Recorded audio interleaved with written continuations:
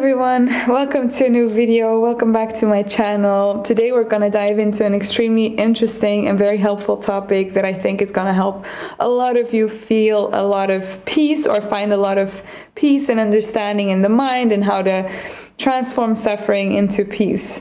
So I'm joined today by my assistant, my wonderful assistant Arturo, who is serving as the purpose of a therapy dog today. He's here to bring you the sense of peace and just to, I guess, make you feel that life can be peaceful and calm, just like Arturo does and experiences life. So, let's get into the topic of today. Today, I wanted to share with you what basically the core of all mental suffering is. So with depression, with anxiety, with anything that we struggle with mentally, emotionally, what is actually the core, the root of all that? Because I think a lot of people sometimes, myself included in the past, used to think of anxiety as something, for example, completely different than depression. And while the symptoms are different, a lot about what's in the core of all mental suffering is actually very much the same. And once we understand our mind and the core of how the mind and our suffering works, we can also find ways to transform it. So today I'm going to share with you what that core is, what it consists of, and how we can transform it. So what am I actually talking about? Because maybe this seems a bit abstract. The core and the root of all suffering, mentally and emotionally, is called the human ego. And you may have heard of this, maybe in a positive context, maybe in a negative context. Some people feel scared of the term ego because they're afraid of spirituality in general. But I want to encourage you to not be afraid and to just be patient and keep listening, because this is actually very, very okay and peaceful to talk about. The ego is, per definition, by Eckhart Tolle, which is a spiritual teacher that I actually learned the topic of the ego from. I read all of his books. He's incredible. If you want to get deeper into it, I recommend reading his book, New Earth, so from Eckhart Tolle itself. And he actually, so what I'll be talking about today of the concept of the ego is in definition of by Eckhart Tolle, so how he defines it. So let me tell you what the ego is. The ego is the part of your mind that comments, doubts, and speculates everything. So the part of your mind that is always judging something, is always commenting on something being good or bad, is always trying to speculate what could be wrong. The ego is driven by a fear of being nothing. This one is very important. The biggest fear that the ego has, which the ego is part of us, part of the human experience, is to be nothing, which is why a lot of the ego's actions are about making himself bigger, trying to get power, trying to get control, because it's afraid of being and meaning nothing. That's the biggest fear of the ego, and that fear is what drives the ego. The ego tries to alleviate this fear through identification with material, thought, and emotional elements. So the way that the ego copes with this fear of being nothing is to try and attach itself and identify itself with the world around us to get power over the world, to get power over our own emotions and our own thoughts. So basically this is what the ego means. So this part of us, which is a part of the human experience, which in my opinion has been a necessary part of our human evolution, because obviously we need a sense of understanding about how to control the world and how to, work to get money and all of those things to survive. The ego has been important to us, but it has overruled us. It's become too big, and it now has power over us instead of us using it as a tool for survival in this world. Which is why sometimes it feels like our mind feels like our mind is in control of us sometimes. This part of our mind that feels like has control over us is this ego part. And I'm going to tell you in a minute how to handle that, how to transform that, how to deal with that in a way that we can find peace. So what are some traits of the ego? What are some characteristics that you can recognize as being part of this human ego that we have? The The ego wants to be, like I said, wants to be very important. It wants to be more important than others sometimes. It wants to be more important than sometimes being the small human that we are, which is where a lot of existential fear comes from. There's this part of us that wants to be big and powerful and meaningful beyond our human experience, and it frightens us deeply when we realize that that's not the case, which is why a lot of the existential crisis has to do with a resistance of the ego towards life as it is. So that's one characteristic. The second thing is that the ego judges things as good or bad, which I think, logically speaking, has evolved also from survival, because a way for us to know whether things are good or bad comes from, is it good for survival or is it bad for survival? So people that are dangerous we call bad people, because that makes us run away from them, which makes us survive. Again, a very good thing. However, the ego has the tendency of judging every single thing.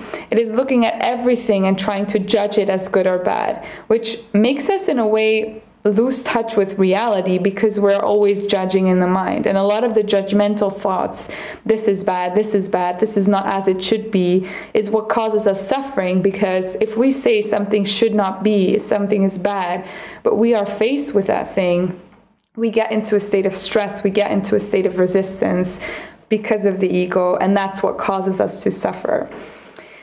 The third thing is that the ego attaches itself to things, life, and thoughts, which means that the ego identifies itself with the stuff we have, the life we have, the people that are in our life, how much money we have, the thoughts in our mind. The ego creates a sense of identity with all these things that are around us. And so when we lose something, we feel extremely hurt by it, because the ego feels like it loses a part of itself.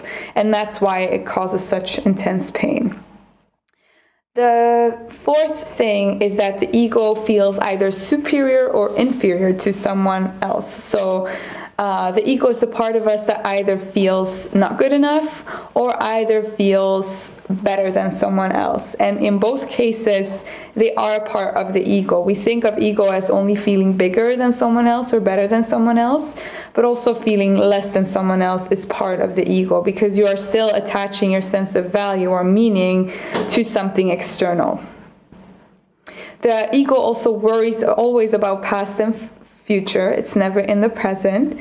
It's always either worrying about something that happened in the past or worrying about something in the future to come. Again, survival reasons, helpful, because preparing for the future is good. But the ego tends to worry about everything that could go wrong in the future, which obviously isn't helpful, because 99% of the time those worries never come true. And so it only causes us to suffer. And the last thing is that the ego identifies itself with the thoughts in your mind. So you have thoughts come and go, but the ego says these thoughts are true. We need to focus on the thoughts. We need to constantly be the thoughts, which is why our thoughts seem to have so much power over us.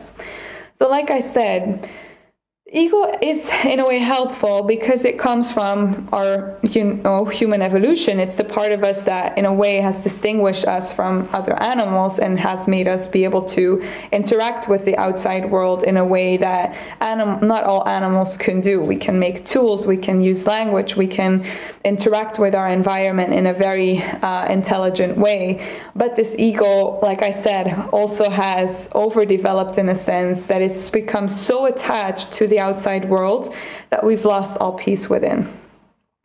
So the important part of this video, how do we overcome the ego? How do we now, with this information that you have, work on finding peace and overcoming this need for power so that we can find a sense of comfort and peace and calm with life again?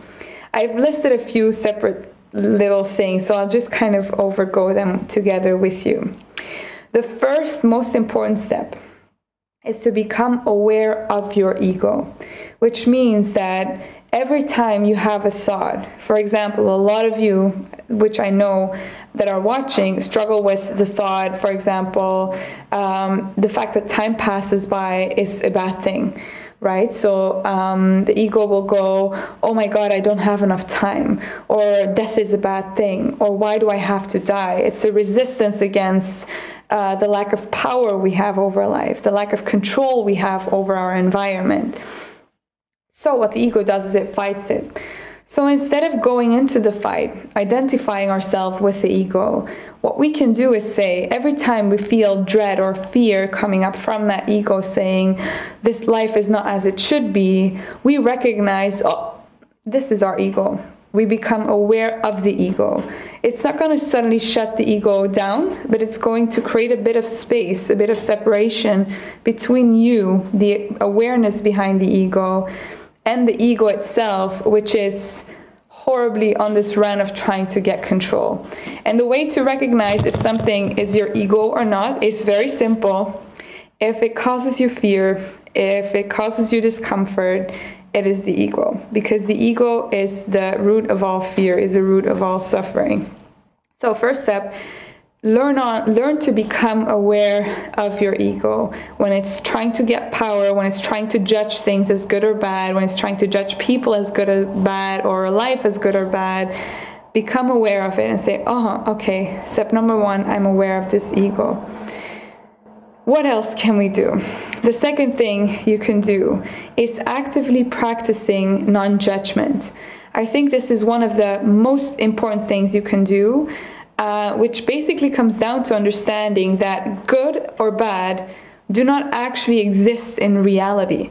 Just like in reality, left and right don't exist. Left and right, or good or bad, are concepts that our mind has made up of the world, of trying to make sense of the world, of trying to understand the world and work with the world, and which is a good thing. As I said, if you have a man with a gun in front of you, it's good to sometimes think this is a bad man, so you run away from them. However, practicing non-judgment can help us find a sense of peace with life again, because as I said before, the reason we are not at peace is because we've come to judge so many things as bad because we don't have control over it, because, it's not what we desire or whatever, that when we are faced with that thing, we come into a state of stress, which makes us unhappy. So practicing non-judgment is the second thing, which can look like letting people be as they are, giving life the freedom to be as it is, not judging death as bad or good, not judging certain people as bad or good, not judging aspects of existence as bad or good, practicing non-judgment towards life as it is. Then the third thing is to open our arms to the unknown. The third way to overcome the ego is to embrace the unknown, to open our arms to the unknown, to step into the unknown and accept it. Because the ego's worst enemy is not having control, not having certainty, and basically the unknown, what we don't know, what we cannot predict, which again, logical and survival reasons, but no longer helpful. So stepping into the unknown, which is what I think it's Deepak Chopra calls the field of all possibilities. The unknown is the field where everything's possible. Stepping into that and opening your arms to the unknown is the third thing you can do, literally embracing it. The fourth thing is a bit similar, but basically facing and accepting uncertainty. Whenever something is uncertain, the ego judges uncertainty as bad, and so we will try to do everything we can to find certainty. But if we accept uncertainty as a part of life, if we face it, embrace it, and surrender to it, then we overcome the ego that needs control, and we find peace within ourselves. The fourth thing, and the last thing actually, is to prioritize peace within and finding it also within yourself. The ego says that you first need to make sure everything externally falls into place before you can allow yourself to find peace. And we've all gone through this. Once I have the answer to the existential questions, I'll find peace. Once I have so much money in my bank account, I will find peace. Once that friend apologizes to me, I will find peace. Once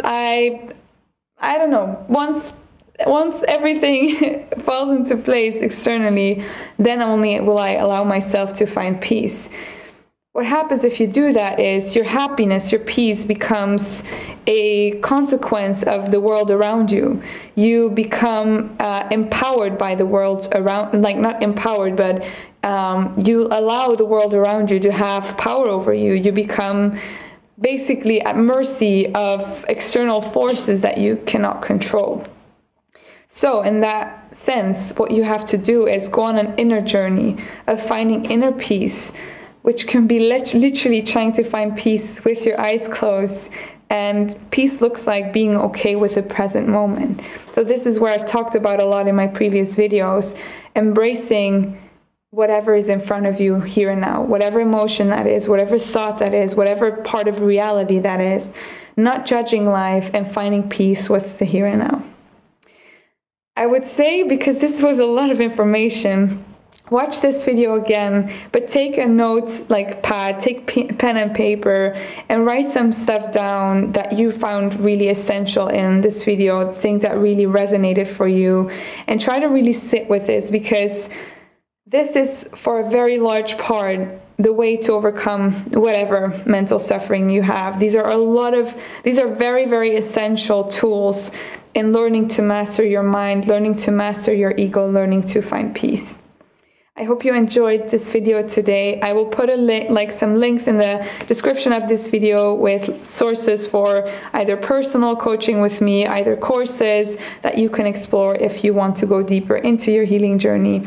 But for now, I want to thank you guys for listening, for watching.